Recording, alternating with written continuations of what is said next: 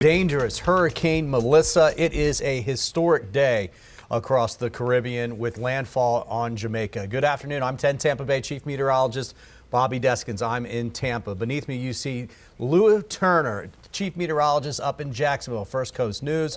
And of course, as always on Tuesdays, we have Dr. Rick Knabb from the Weather Channel. Guys, it's been a historic day. We're pretty close to records here with this hurricane that made landfall. Let's start right now with the actual satellite of the eye moving over top of the western tip, if you will, of Jamaica. It made landfall around 1 o'clock this afternoon. I always want to throw the 9 in there. 892 millibars, 185 mile per hour winds. You can see the eye has now closed in. Obviously, the structure has gone down because it's moved over top of those mountains on the western side of Jamaica. And it's the center itself is about ready to move offshore and out towards Cuba as we go into later tonight and into tomorrow. Let's start today's discussion with Dr. Rick Knabb. Where do we start? Sir, we've got a lot. We've got the tide for the strongest landfall. Well, what else do we have? Yeah, it's a terrifying day, and there are other countries and island areas at risk, and there are still hazards going on in Jamaica. It is far from over, and of course, the long recovery will only just be beginning tonight and tomorrow. The 892 millibar central pressure at landfall, I mean, it's staggering, ties the 1935 Labor Day hurricane for the third lowest pressure. And the 185 mile per hour winds ties for the strongest landfall ever in the Atlantic Basin in our records. And it's the first Cat 5 landfall since Dorian in 2019. And this does bring back shades of Dorian, meaning a slow moving Cat 5 over an island location. But Jamaica, you got to add in the mountains to it. Strongest ever hurricane to strike Jamaica, and here's where Melissa stands with pressure. Wilma was the lowest at 882. That was not when it was making landfall. Gilbert, that actually struck Jamaica, but then subsequently farther west had a pressure of 888, and the Labor Day hurricane and Melissa making landfall with pressure of 892, and Rita was at 895. So this is rare territory, and it is a different kind of impact that we're getting in western Jamaica than what's happening in eastern Jamaica. Not that there aren't impacts there with especially the rainfall, landslide potential, storm surge, but it definitely is the western part. And the reason I say it's not over yet is because with Montego Bay in this area, they're still getting potentially devastating hurricane force winds, but now the storm surge from the northwest is going to begin with the wave action, and the winds will be unimpeded off the Caribbean Sea. So we still have a ways to go with this, and this is the zone that probably got tremendous storm surge, but we probably still had quite a bit farther to the east, and it was continuously on a strengthening trend over the last few days, all the way up until landfall. So look at the remarkable intensification that we had Saturday into Sunday, but that was only day 2 of tremendous intensification, and then it happened again. And last night, we started to think, well, maybe at some point it'll go through an internal structural change, eyewall replacement cycle or something. There was no indication of that happening, and it just continued to strengthen all the way up until landfall. So the Hurricane Center is providing these hourly updates, but any moment now we'll get the full 5 p.m. advisory and the new track and intensity forecast, as Jamaica still has bad weather on the backside of this to contend with. But then, guys, we have Cuba, the Southeast Bahamas, and Bermuda in the path of Melissa, because just because it has gone over Jamaica does not mean it's going to weaken below major hurricane status. We're expecting a major hurricane to strike Cuba and close to it going over the Bahamas, guys. Yeah, and then Cuba would be later tonight and during the day tomorrow, and then on Wednesday night into Thursday, really Wednesday night, into the Turks and Caicos and the Southeast Bahamas there. Now, Lou, I don't even know how to say a fortunate thing here, but the hurricane winds went out about 30 miles from the center, 30, 35. So that's about a 70-mile swath of hurricane force winds. Those highest winds around the eye, they were right there around the center. So what areas you thinking were really the worst hit there? Well, yeah, I mean, you think that Black River area, that Treasure Beach area, the way it's oriented, it's going to be fascinating to see the videos that ultimately come out of this. Videos that, of course, we've had the conversations about in our newsrooms and together here as meteorologists. You know, we got to find the stuff that's real. You know, so much AI-generated content is coming out, and it kind of, if you just allow me to kind of, Dr. Knabb, I had a question for you from the Weather Channel perspective.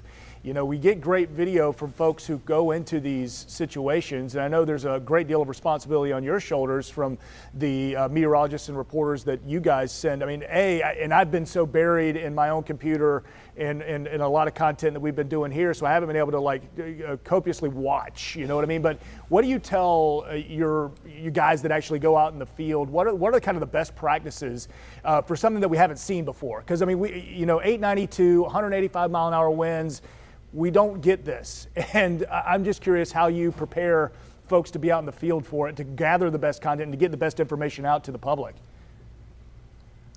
Well, safety is first, not just for the people that we are communicating to, but our folks as well. And we don't have someone in Jamaica right now, and this is only the beginning of the story, though. There's going to be a lot of stories to tell going forward, and all of us need to, take a beat when we see an image, and consider the source and consider the context. And that's one thing we as meteorologists collectively can do. Is there's a lot you can glean from an image by not just looking at the image or the information that's coming in, but where did it come from? When, who was the source, and what's the meteorological context? Was that even physically possible at that time and at that location? So, there's like if somebody were to show an image of tremendous storm surge from the northeastern shore of Jamaica, that's probably not going to happen in this particular scenario. We know the South Shore and the northwestern shore, Montego Bay. Those are the areas that we're anticipating storm surge. So. And if you see, reports of absolute wind devastation on the eastern part of Jamaica, that's the more unlikely place for that to happen. So there are a lot of ways that we can vet information, and it will take some time. We all have to be very patient in a situation like this to wait for information to come out because communication is down, and the first thing that folks there will need to be doing is search and rescue, because there may be people in life-threatening situations. That's the first priority for folks in Jamaica, is to help those who have been affected and whose lives are in danger maybe at this very moment. It's a scary, terrifying day. Yeah, need to get the experts in there once this moves away for that search and rescue. Lou?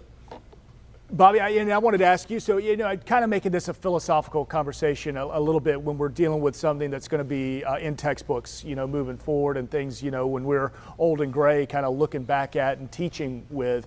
So many times you hear, at least in Florida, people who don't want to leave with a hurricane bearing down. Oh, I've been through it before.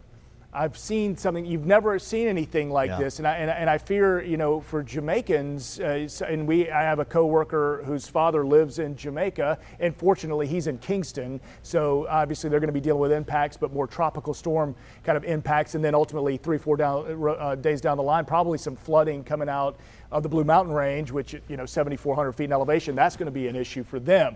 But you on that side of the state, I mean, in recent memory, of course, there's been Milton and Helene. Do you hear stories from people that say, okay, we rode this out, but that's something I'll never, ever do again? Because I kind of consistently hear that. I've been through this storm. I'm going to ride this out. I'm tough. I'm a Floridian. But once you do it, and once you truly go through it, it's one of those life-changing things that's like, I'll never do that again. Yeah. Well, we had that with Irma that blew the water out in the Fort Myers area. And then when Ian was coming, it blew the water in. And folks said, well, we didn't know that was going to happen, So the understanding of the general public of storm surge, and then just basically even what we had with Helene. heeding the forecast of 5 to 8 foot storm surge almost from the very beginning of that storm. That's what we were seeing forecast, and that's what bared out. So I understand, we'll say 4 to 5 foot of surge, we end up with 2 to 3. So I can understand the public the way they are, but I tell you what, the forecasting is getting better and better. And speaking of forecasting, let's move forward now with this, Dr. Knabb. So Jamaica's a small island. Yes, some of the mountains are pretty tall, but it went over the western side of the mountain, so it's only knocked down so much in intensity, and it's going to be back out over warm water, and now it's headed to Cuba, right? Yes, and there's really warm water and still not very strong wind shear between Jamaica and Cuba, and we may very well, even on the infrared satellite imagery, start to see that eye start to come back out, and it will have some opportunity to regather some of its organization, and there will still be plenty left of it after it leaves the coast of Jamaica. And so we're expecting a major hurricane landfall here somewhere in southeastern Cuba. And a lot of the same sorts of things will happen here with storm surge coming in, rainfall, floods and landslides trying to go the other way, and then the devastating winds in a mountainous environment. And again, a relatively short stay over land, and it's still going to be a major hurricane or close to it when it comes off of Cuba, and it's still going to be a slow weakening process. So this, I would say, is another one of those major hurricane warnings, and this is close to it for the southeastern Bahamas. And just like Jamaica, not every part of the island is going to be affected the same way because of Melissa coming ashore on the western side of the island. The impacts are going to be different on different parts of the island.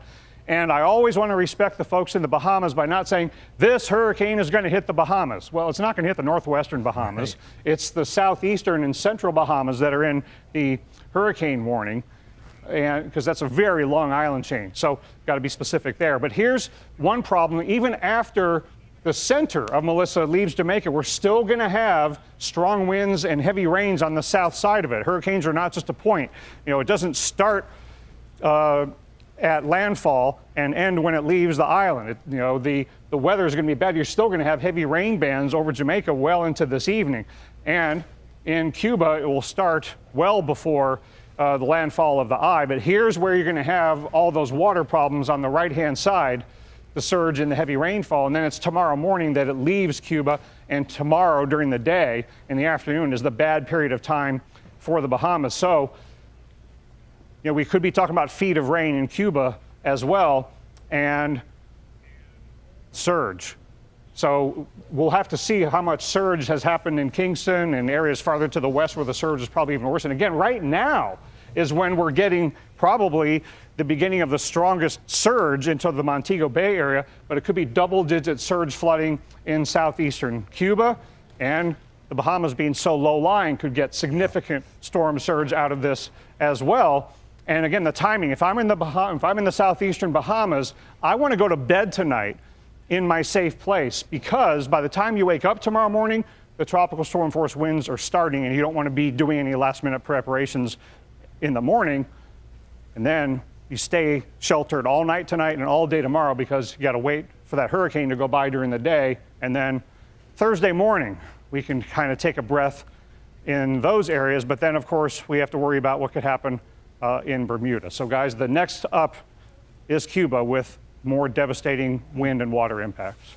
And as you mentioned, surge is a little bit different depending on the landscape of the land too, right? It's a little bit higher there in parts of Cuba versus, as you mentioned, those southeast Bahamas are very low lying. Then Bermuda, of all places. I mean, Bermuda's been dodging these storms out there. The mainland U.S. has been fortunate so far this season with the Carolinas got skirted, but most of them have recurved. And so what are we thinking? 80, 85 mile per hour winds possible for Bermuda? A Cat 1 or 2 hurricane. And again, just because it's a small island doesn't mean it can't get a direct impact. That is one of the possibilities. And the timing is for it to pass near or over Bermuda, late Thursday night. But the winds would start before that. So we have today and tomorrow to prepare in Bermuda. And of course, they've already been impacted this year. This is something they can handle with the infrastructure they have for this strength of storm, but the dangers are still there. And it's amazing how no matter what path the hurricanes have taken this year, they've always ended up going near over Bermuda on the way out. Getting picked up, those troughs sitting in that Atlantic there. So one landfall so far in Jamaica. We'll get another one tonight and tomorrow morning, some time frame for Cuba. We could get at least one more, maybe two, depending on exactly how it tracks across the southeast Bahamas. And then even then, Bermuda's still pretty close to it as well. So what would that be, 4 or 5 potential landfalls with this system? Obviously, it looks like it will get a little bit weaker. That would be the good news. Here's some of the wind that you can see now. And one other thing that happens when these storms start to weaken a little bit, the wind field will actually spread out a little bit. You'll see the number come down. It's now at 150 mile per hour winds, not 185 anymore. However, that wind field will spread out. And so now you'll have a larger storm with more tropical storm force winds. That'll go out a couple hundred miles type of thing, right? And then even the hurricane force winds will spread out just a little bit, although eventually those will start to come down. And I bring that up because that's going to affect more of Cuba because of that. Central and eastern Cuba, and Cuba will knock it down a little bit. And so now you're going to get a wide swath of tropical storm force winds that will eventually push up towards the southeast Bahamas and the Turks and Caicos. So Dr. Knabb was showing, I think I got it right here, those watches and warnings for that area. And they're basically including most of the central Bahamas. And as you mentioned, we like to point out Nassau is looking pretty good. Marsh Harbor, that had Dorian just sit right over top of them, was an incredible hurricane. They are okay as well. But as soon as you get down towards Clarence Town, especially in points to the south and the east, that's where we will see the most effect from this now. Storm surge in the Bahamas, real fast. We know we're thinking about 5 to 8 feet. Is that the number? Yeah, that's correct. Because, yep, absolutely. The Hurricane Center puts storm surge forecast values in their advisory, and that's what these graphics that I've got up are representing. And because they're so low lying, it's relatively easy, even for a faster moving hurricane that's not as strong as what Jamaica and Cuba are going to get, to inundate some of these islands. And you got to add the heavy rainfall. So there will be water problems in the Bahamas, no doubt about it, in the southeastern, maybe central Bahamas. Lou, what's it for the Florida coastline for us? Yeah, it's a good question. You know, you kind of looking ahead to the next few days here, and you mentioned that kind of parade of fronts. I'm going to stop this here at Thursday at noon as we take a look at our future casting and our in-house model that does a pretty good job and has done a pretty good job of late. But if you take a look on the left side of Melissa, that's the next front that's going to be crossing through Florida, bringing some of the coolest temperatures that we've had in 6-7 months. I mean, it's, going back to early April even for us. But that front is our friend. It's been a parade of fronts that we have been watching come across the southeast steadily, and it's been that kind of a season as it shoves Melissa away. And then notice the wind barbs, those strong northwest winds coming in by Friday and into Saturday morning as well. We got big things happening, and obviously it's Halloween for everybody, but up here in Jacksonville, we got Florida Georgia, world's largest outdoor cocktail party, which I'm technically not supposed to say anymore, but everybody, if you know, you know. We've got that happening Saturday, going to be very, very cool. That cool air coming in, helping shove Melissa away and making some pretty nice conditions for us as well. And I will say, kind of looking towards the future, Bobby and Dr. Knabb, other than Melissa, if you look at the National Hurricane Center map of what's being tracked over the next 7 days, I think we can kind of take a little comfort. Once we get through with this, at least over the next 7 days, things are a little calm. Yeah, it does look to be a little bit quieter. Yeah, I was just going to mention that the Climate Prediction Center did come out with their weekly update for weeks 2 and 3, and they are highlighting the Western Caribbean for maybe a 20% chance in the first week of November and the second week of November. And we've had Thanksgiving hurricanes in the Western Caribbean before. So that will be the area to continue to watch. But guys, I remember after Wilma came by in 2005, a big trough took it out. It was really cool in South Florida after that one too. So this is something that happens a lot in South Florida and the rest of Florida after hurricanes happen. Yeah, it pulls down that cooler air. follow our socials. You need to help. Monetary donations really help going forward for the next several weeks.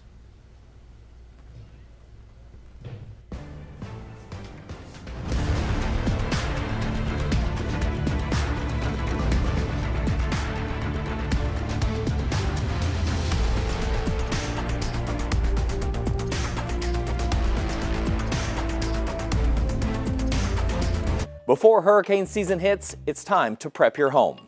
Familiarize yourself with where your water shutoff valve is located.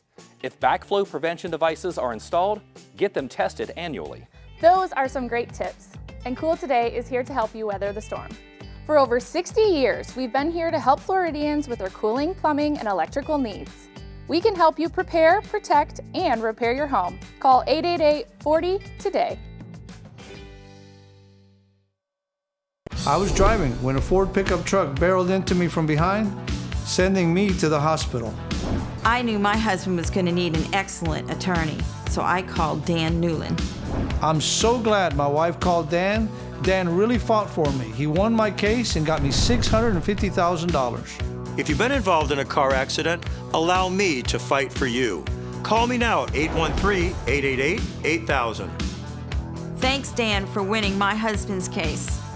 This autumn, give your home the upgrade it deserves. Save up to 20% during California Closet's Autumn Upgrade event, making it easier than ever to transform your space with our select finishes. Whether it's a walk-in closet, home office, pantry, or garage, our designs are about more than organization. They're about creating space for what belongs. We call it practical magic, expert design that feels effortless. Visit one of our 3 Tampa Bay showrooms or schedule your complimentary consultation today at CaliforniaClosetsTampaBay.com.